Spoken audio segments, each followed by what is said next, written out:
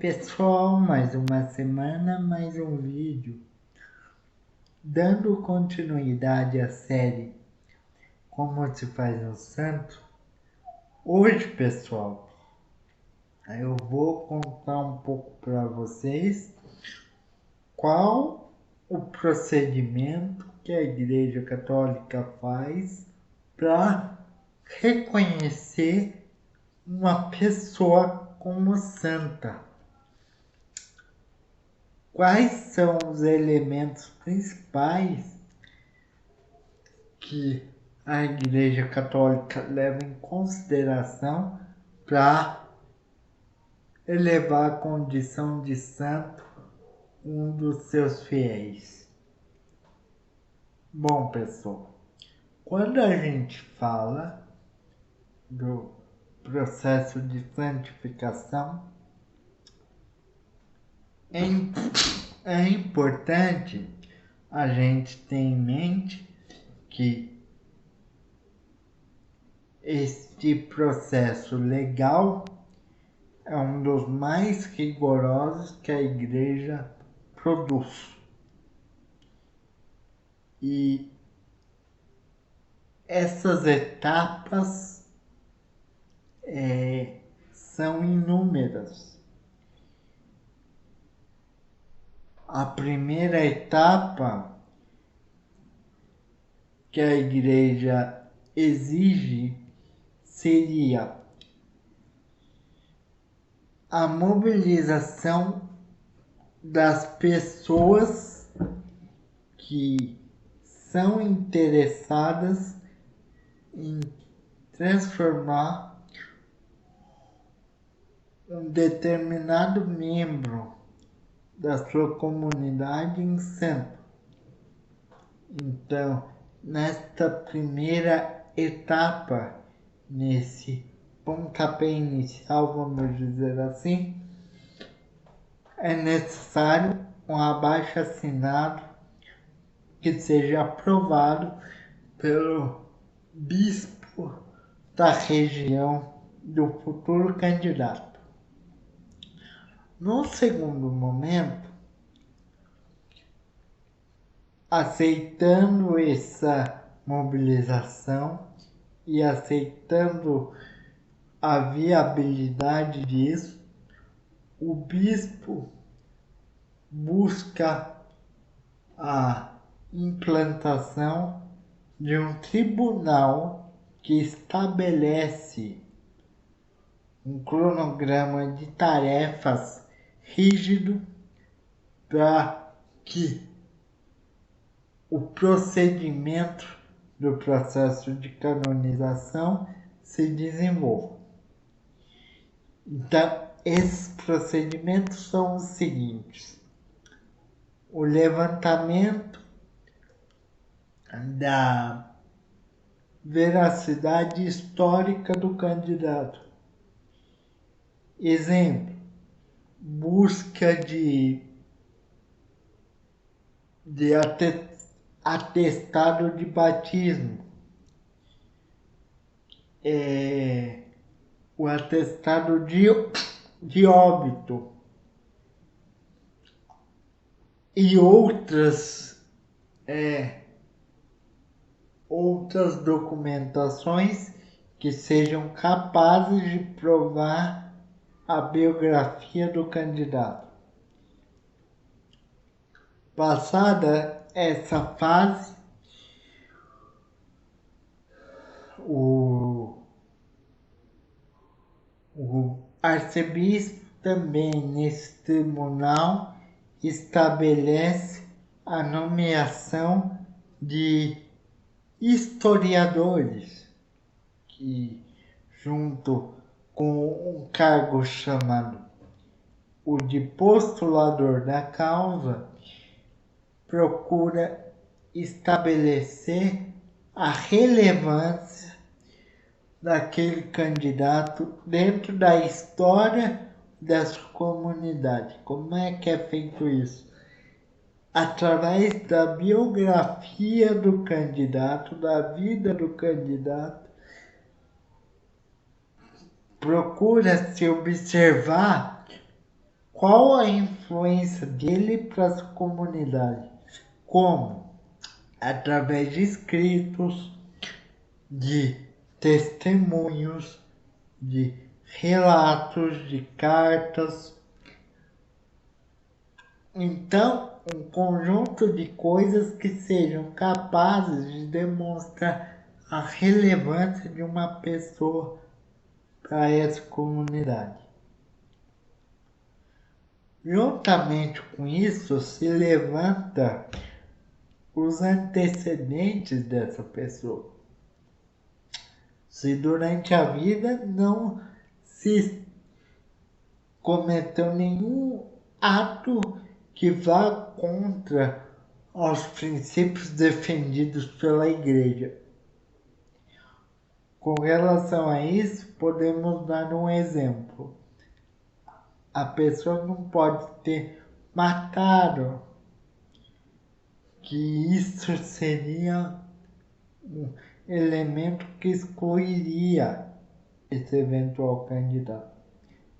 Depois dessa grande etapa de verificação, a documentação é enviada para o arcebispo da região do candidato.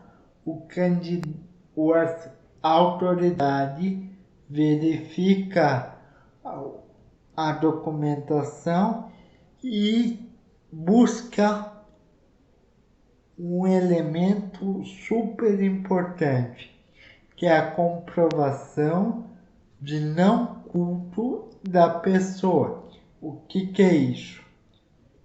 O atestado de não culto significa que as pessoas da região do candidato não consideram ou não veneram aquele indivíduo como santo sem autorização da igreja. Isso é uma coisa que, se for comprovada a existência de culto, é uma coisa que paralisa um processo de canonização. Ele se encerra.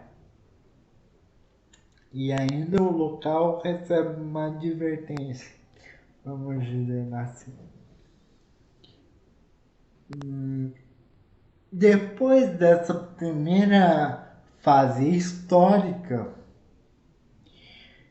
se passa por uma etapa fundamental que envolve a teologia, que é a verificação também pela biografia, pelos relatos, da prática de 7 virtudes que os santos têm que demonstrar durante a vida o tempo todo, que são chamadas as 7 virtudes heróicas, que todo santo precisa ter para ser considerado um candidato em potencial, não para ser canonizado imediatamente, mas para ser considerado um candidato em potencial.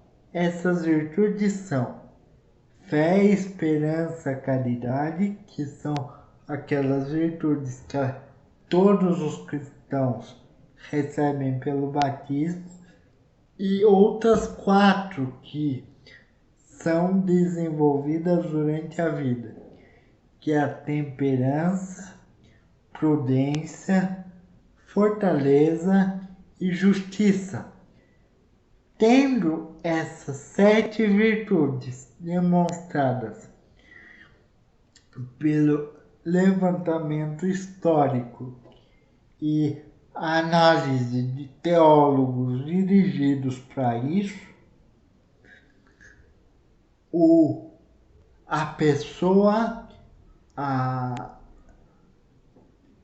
candidato passa a ser considerado um servo de Deus, um venerável de Deus, o servo de Deus é quando se estabelece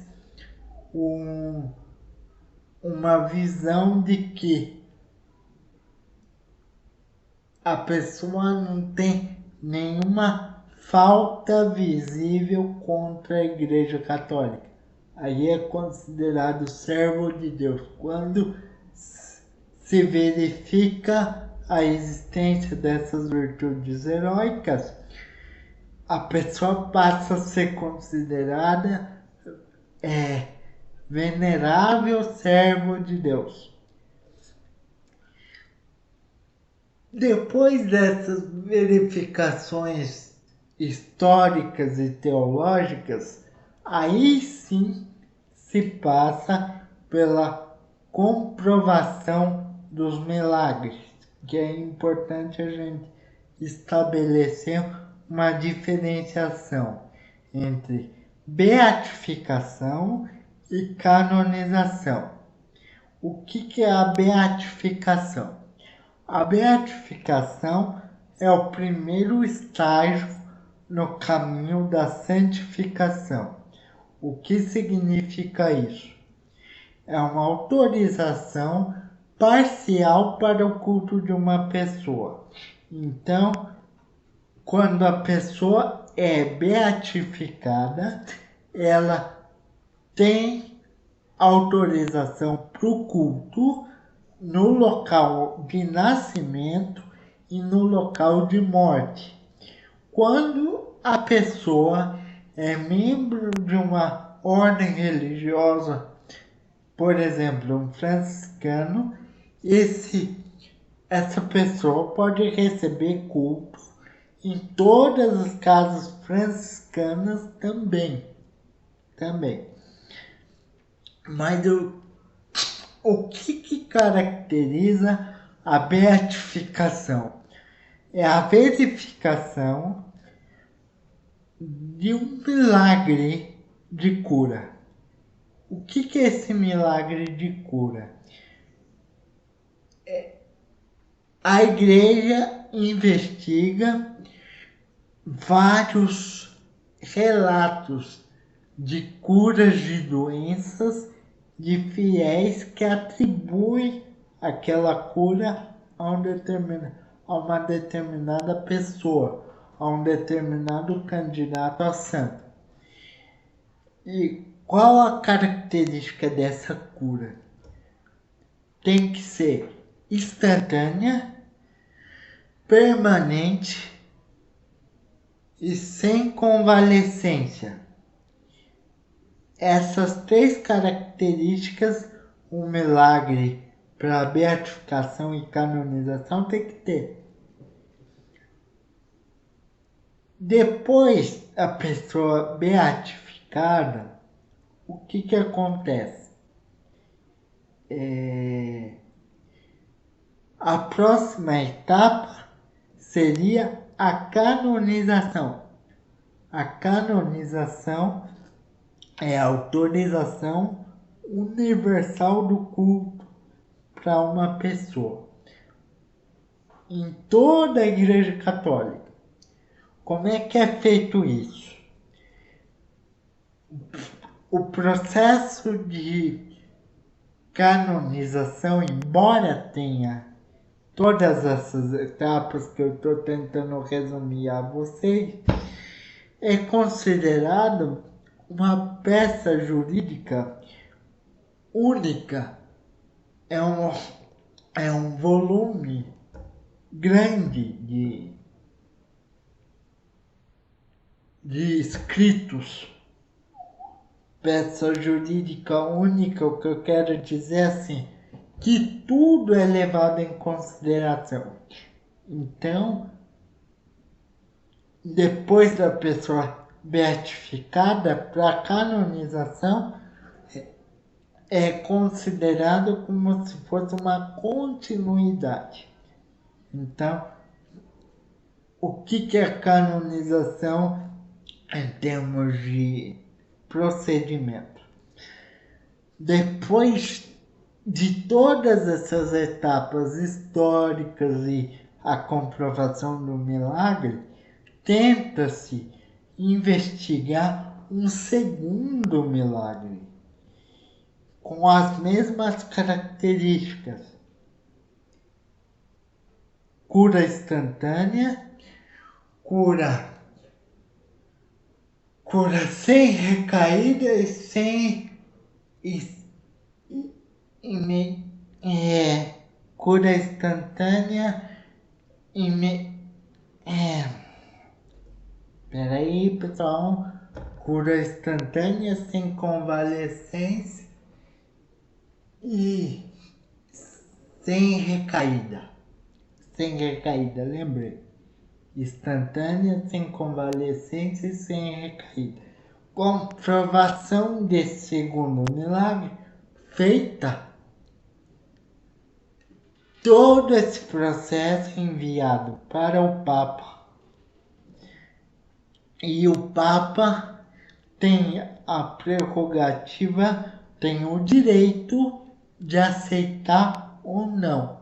Ou seja, mesmo que o processo de canonização esteja perfeitamente feito e executado, o Papa tem direito de negar aquele processo. Normalmente, isso não ocorre, porque quando o processo chega na mão do Papa, ele está fundamentado de uma maneira que o Papa não tem dúvida. Mas o direito único para canonização é conferido ao Papa. Sempre, sempre. Ele dá a última palavra. Então, pessoal, o que a gente pode falar disso? Que a santificação é uma característica ou uma condição que a igreja oferece para aquelas pessoas que de fato representam os valores do catolicismo e podem servir de exemplo para outros fiéis. Então, quando a gente vê uma imagem no altar, por exemplo, embora a santificação, o processo de santificação tenha passado por diversas transformações no decorrer do tempo, a gente pode falar que quando a gente vê um santo no altar, muitas vezes a gente não tem ideia de como aquela pessoa chega àquela condição. E por isso, pessoal, que os santos podem ser considerados o grande apoio para a Igreja Católica. Que com eles a Igreja Católica, como eu disse no vídeo anterior, se situa com qual período ela está dialogando e como que ela tem que se modificar para se adaptar àquele período. Bom, pessoal, esse vídeo já está um pouquinho longo. Espero que tenham gostado. Espero que tenham entendido. E não se esqueçam de deixar o like, de se inscrever no canal Leandro Faria Doses de História. Me sigam no Instagram, que está aqui em cima, Leandro Faria Historiador. Boa semana, fiquem bem, cuidem-se até a parte 4, pessoal. Grande abraço, tchau, tchau.